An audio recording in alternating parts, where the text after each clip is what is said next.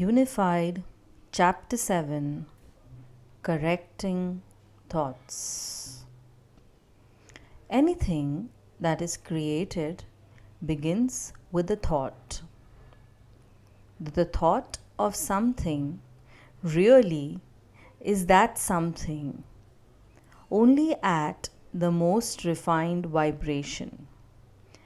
Everything in the universe began with God's thought about creation. You are, in the most elementary sense, a thought of God. Rather, you are a part of that marvelous, perfect thought that created all. Being a part of that thought, you are also the whole. God's thought that gave rise to the creation is invincible. His thought contains the entire blueprint for the cosmos and every single atom and soul. Furthermore, God is not separate from his thought any more than you are separate from your thought. That is why you are one with God. There is no other logical way to understand this. God is very much in tune with one, the thought that created us. You are really that thought in your most refined state. So, you are one with God. Because we are the one thought that created everything, we can know everything about that thought. We are not just a separate aspect of that thought. No, we were created to know everything contained in God's thought that created everything. That means you can choose to think any aspect of God's thought you wish. It's just like tuning into a radio station. You tune into any knowledge about creation. One thing absolutely certain about God's thought is that it embodies all of God's qualities.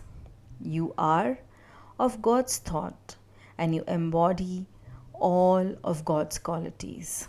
And so does every other aspect of God's thought. When you tune into some aspect of God's thought, you can be 100% certain to experience love, happiness, joy, bliss, truth, pure, intelligence, peace, gentleness, unboundedness, energy, abundance, and non judgment, to name only a few. This is your experience that God planned in His thought when He created you. Remember, all of creation begins with a thought. You are a creator because you are made in the image of God, and He is indisputably a creator. You create. Your creations also begin with a thought. Then you experience what you create. If you begin with some aspects of God's thought that created the cosmos, you will have a creation just like God's creation. Your creation can then only give you the experiences of God's qualities. Only those qualities are inherent in His thought. No other qualities are there. His thought cannot manifest what it doesn't have. This is a foolproof method for living in heaven. Then, to err is not human. Then, life is not a struggle. Then all the forces of nature come to your aid as you experience only God's qualities. A glance around the world indicates this is not happening. What went wrong? Even in your own life, it appears to include some struggles, some errors, some pain. What went wrong? Nothing went wrong.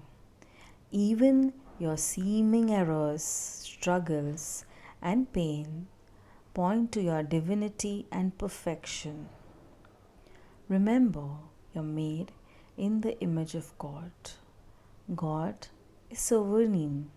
He created you with His thought, and so are you sovereign.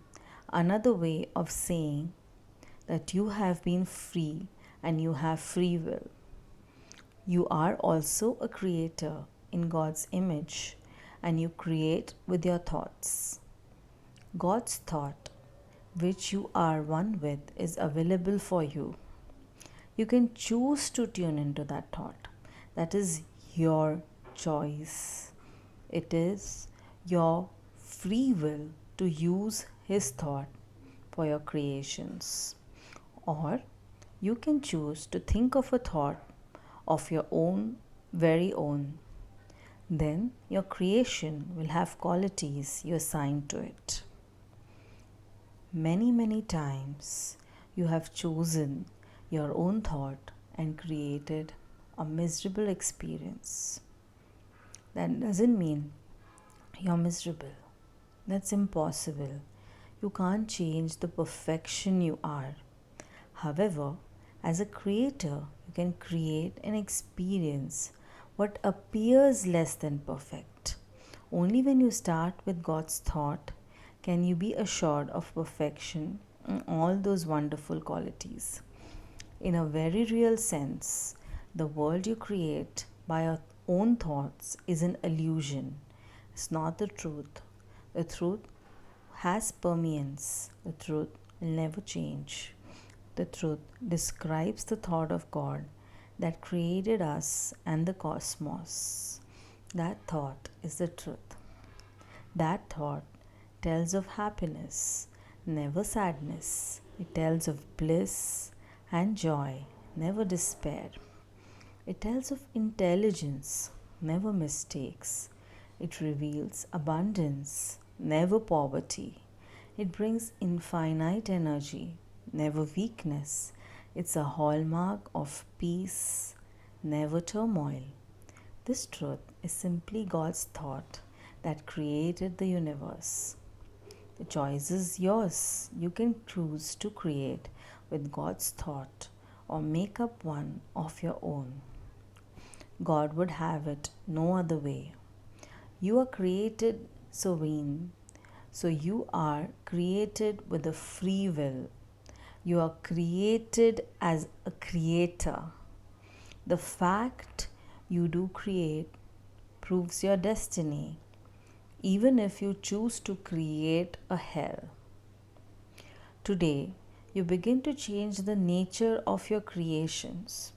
You change your creations to be exactly like God's thought. Your creation, your life, and your experiences are to have only God's qualities. You can pretty much tell what your thoughts are by looking at your creations.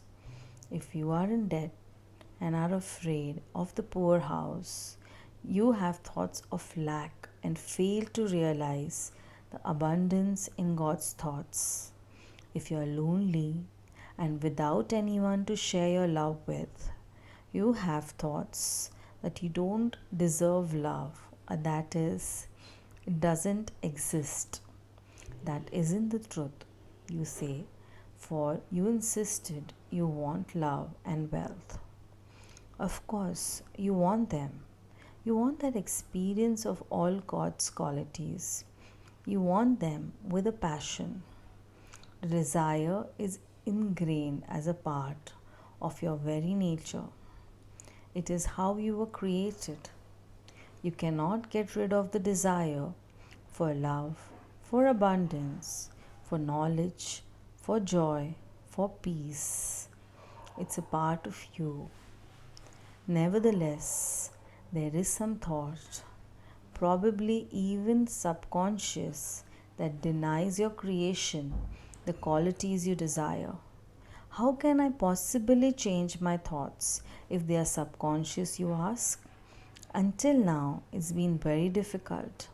Today, you start the process gradually, methodologically, but certainly you will change your thinking so that it will create God's qualities. You will tune in into God's thought and claim it as your own. Every day this week, read this lesson. Read each sentence slowly and digest its meaning.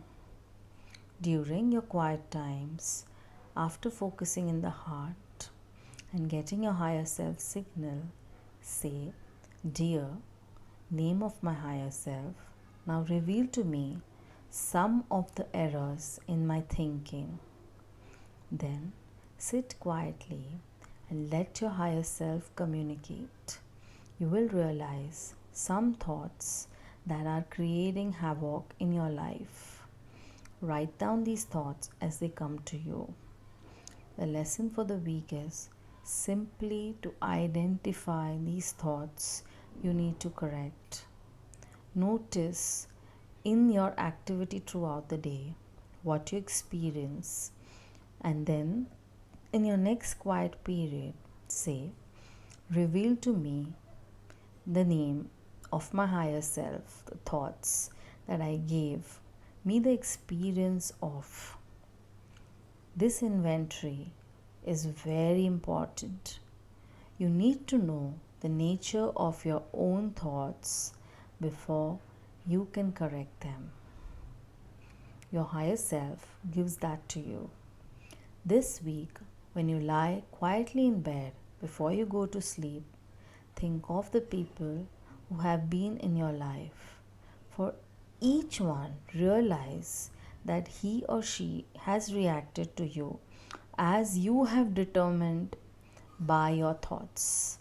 Take full credit or blame for your experiences with them. Send them each love from your heart, feeling it go to them. Then forgive each, knowing what forgiveness really means. End of chapter 7. Unified.